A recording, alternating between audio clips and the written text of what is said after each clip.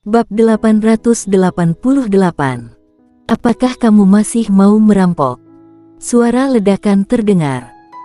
Begitu wanita itu selesai berbicara, tubuhnya langsung terbang mundur. Setelah menghancurkan hampir selusin pohon raksasa, barulah dia mendarat di tanah. Kamu. Knife Boy yang ada di samping merasa ngeri, baru hendak mengatakan sesuatu, tiba-tiba dia secara intuitif merasakan bunga di depannya, dan kemudian dia merasakan sakit yang tajam di perutnya. Kemudian, dia juga terbang mundur, dan akhirnya mendarat di sana, di samping Violin Tang. Ketika mereka berdua baru saja hendak bangun, warrior yang muncul di depan mereka, dan kemudian langsung mencekik leher mereka berdua. Mereka berdua ketakutan. Mereka memandang warrior yang dengan ngeri. Bahkan jika mereka bodoh, mereka tahu bahwa orang di depan mereka bukan orang biasa. "Siapa kamu?" kata Violin Tang dengan ketakutan. Violin Tang melirik mereka berdua, dan berkata, "Aku benar-benar tidak tertarik dengan kekacauan kecil di antara kalian, mengerti?" Suara mengaum terdengar. Pada saat ini, serigala raksasa hitam tiba-tiba melompat keluar dari kejauhan. Serigala raksasa itu besar, seperti gunung kecil.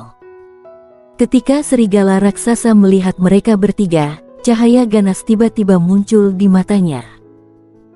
Dia melompat dan langsung menekan tubuh mereka bertiga. Suara ledakan kembali terdengar. Sebelum Violin Tang dan Knife Boy bisa melihat dengan jelas, serigala raksasa itu terbang mundur dan jatuh ke tanah, terus-menerus berkedut. Kali ini, Violin Tang dan Knife Boy mulai gemetar, karena serigala raksasa itu adalah level dewa. Warrior yang melepaskan mereka berdua, dan mereka langsung jatuh ke tanah. Warrior yang berkata, "Melihat kalian kelak bisa menjadi sepertiku, ya, menjadi murid perguruan lautan awan, maka kali ini aku akan membiarkan kalian begitu saja. Lain kali, sepertinya kalian tidak akan berani lagi." Meskipun Werian terlihat lumayan, tapi dia tidak ingin berpartisipasi dalam urusan pribadi orang lain, karena dia tidak mengerti apa-apa. Karena tidak mengerti, tentu saja dia tidak memenuhi syarat untuk mengomentari benar atau salahnya mereka.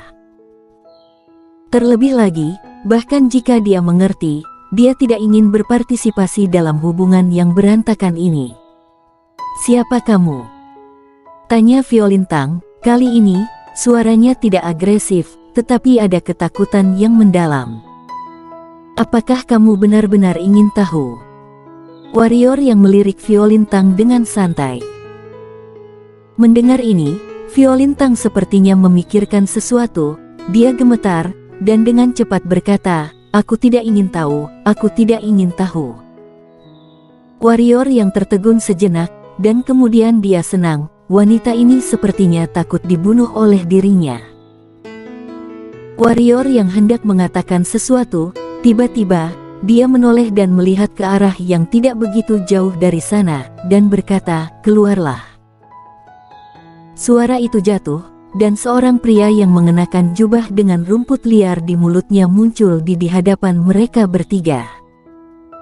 Pria itu memandang mereka bertiga, dan akhirnya pandangannya jatuh pada warrior yang senyum jahat muncul di sudut mulutnya. Dia berkata, "Pandangan yang bagus, aku baru saja tiba. Orang yang mengikuti ujian kali ini benar-benar hebat." Warrior yang melihat ke arah pria itu dan sedikit mengangguk. Pria kurang dari 20 itu adalah alam bangsawan. Dia memiliki aura yang kuat, terlihat sangat jelas bahwa dia berlatih dengan kemampuannya sendiri, dan bukan naik level dengan bantuan pil atau benda asing lainnya. Pada saat ini, tiba-tiba ada suara angin bertiup, dan kemudian seorang pria berjubah hitam dengan tombak muncul di sana. Tatapan pria berjubah hitam itu bertumpu pada pria berjubah, dan kemudian langsung menatap mereka bertiga dan berkata, "Jangan buang waktu, tolong serahkan alkimia batin siluman monster level dewa, jadi kalian tidak perlu menderita, dan aku juga tidak perlu membuang waktuku." Mendengar itu, ekspresi Violin Tang dan Knife Bai sedikit berubah, dan tanpa sadar mendekat pada warrior Yang. "Boleh merampok ya?" kata warrior Yang. "Tentu saja boleh." Pria berjubah merah itu tiba-tiba tersenyum. "Di pegunungan serigala langit ini, kita tidak hanya harus bertarung melawan siluman monster, tetapi juga melawan manusia. Tentu saja, perampokan bisa dilakukan, tapi kita tidak boleh membunuh. Tapi jika hanya dengan luka serius atau semacamnya, tentu saja tidak apa-apa, hehe." Warrior yang berpikir sejenak, lalu mengangguk. Dia tidak membenci atau menentang perampokan, karena ini tidak hanya akan meningkatkan kesulitan ujian, tetapi juga akan membuat semua orang bersaing. Memikirkan hal ini, warrior yang menyamping dan berkata, "Rampok saja." Dia secara alami tidak akan campur tangan dalam hal-hal ini. Jika tidak, apa gunanya ujian ini jika dia membantu? Violin Tang dan Knife Bai sedikit terkejut, dan kemudian wajah mereka menjadi sangat buruk. Meskipun kekuatan pria berjubah hitam itu adalah alam bangsawan tingkat menengah, tapi kekuatannya pasti lebih tinggi dari mereka. Jika warrior yang tidak membantu, mereka pada dasarnya akan kalah. Keduanya memandang warrior yang untuk meminta bantuan, dan warrior yang merenung berkata, "Dia hanya seorang, sedangkan kalian berdua. Jika kalian berdua dapat bekerja sama untuk melawannya, mungkin bukan dia yang merampok kalian, tapi kalian yang merampoknya. Mau menyerah atau berjuang keras, kalian pilih saja sendiri. Aku juga mau merampokmu." Pria berjubah hitam itu tiba-tiba menunjuk ke arah warrior Yang. Warrior yang tiba-tiba menghentakkan kaki kanannya. Suara ledakan terdengar. Seluruh tanah bergetar hebat, dan retakan yang tak terhitung jumlahnya menembus seluruh tanah, sementara pohon-pohon raksasa di sekitarnya langsung meledak, berubah menjadi puing-puing pohon. "Apakah kamu masih mau merampok?" kata warrior yang sambil memandang pria berjubah hitam itu. Pria berjubah hitam itu memandang warrior yang, lalu menarik tangannya, dan berkata, "Aku menarik kembali apa yang baru saja aku katakan." Setelah mengatakan itu, dia memandang kedua orang itu, "Serahkan sendiri, atau haruskah aku mengambilnya? Siapa yang berani?"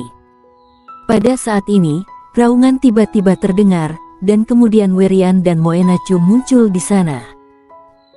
Werian berjalan ke Violin Tang, melindunginya di belakangnya, memelototi pria berjubah hitam itu, dan berkata, "Saudara ini, semua orang tidak mudah, mengapa kamu begitu?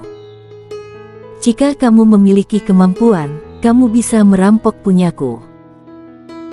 Suara pria berjubah hitam itu jatuh, dan tombak di tangannya melesat tajam. Ekspresi Werian berubah, pergelangan tangannya diputar, palu godam muncul di tangannya, dan kemudian dia menghancurkan palu godam yang ada di depannya. Suara ledakan terdengar. Ada suara teredam. Werian terus mundur, sampai hampir 100 kaki, dan baru berhenti. Tangan dan mulut Werian terluka, belahan merah terang yang sangat mencolok terlihat, dan saat ini, seluruh tangannya telah dipenuhi dengan warna merah.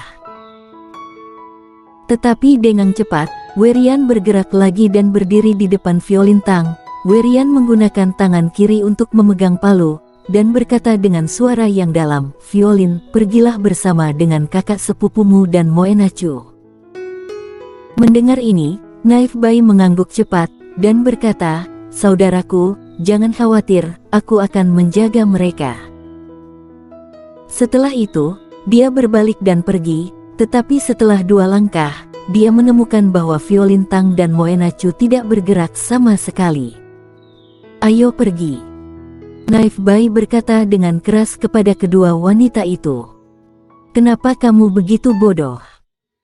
Violin Tang tiba-tiba berteriak pada Werian, "Aku sama sekali tidak menyukaimu, apakah kamu tahu itu?" "Aku tahu," Werian berkata, kamu menyukai kakak sepupumu. Kalau begitu kamu masih memperlakukanku seperti ini, tahukah kamu bahwa dia dan aku sudah berhubungan intim? Violintang berteriak, bukan hanya itu, kami bahkan sudah punya anak. Mendengar ini, terlihat rasa sakit di wajah Werian. Dia mengangguk dan berkata, aku tahu semuanya. Kamu. Knife Bai yang di samping memandang Werian dengan ngeri. Dirinya tidak menyangka Werian mengetahui semua hal yang selama ini dirinya dan Violintang tutupi. Kemudian Violintang juga tercengang, dia tidak menyangka bahwa Werian tahu semuanya. Werian mengambil napas dalam-dalam dan berkata, Violin, aku sebenarnya tahu segalanya. Meskipun aku sangat menyukaimu, aku tahu bahwa kamu tidak menyukaiku sama sekali dan kamu menyukai kakak sepupumu. Alasan mengapa kamu setuju menikah denganku hanya karena tekanan dari keluargamu, aku tahu semua ini. Tapi apa yang bisa kulakukan? Siapa yang menyuruhku menyukaimu?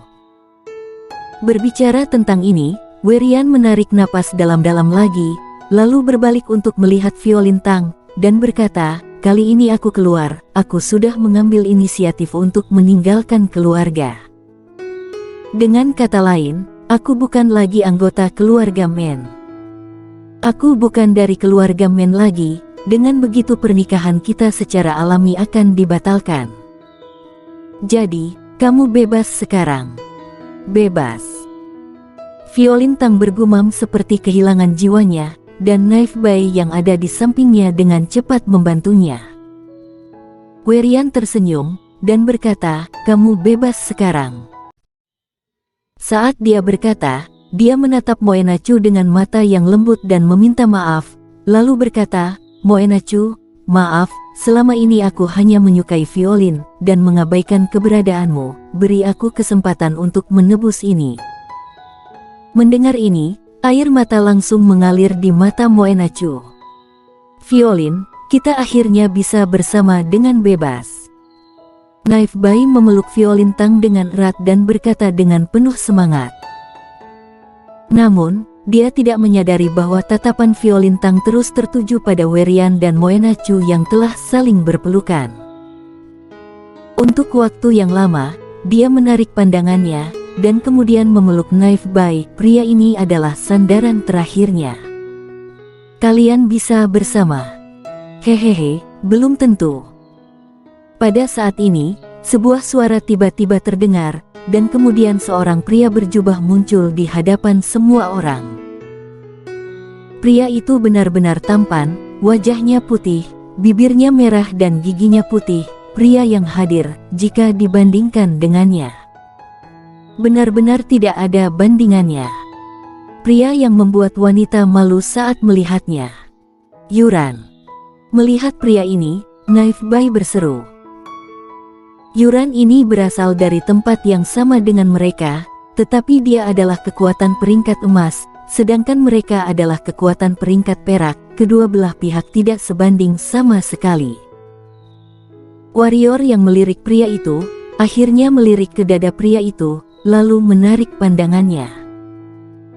Mata pria bernama Yuran jatuh pada Violintang, dan berkata, kamu Violintang kan?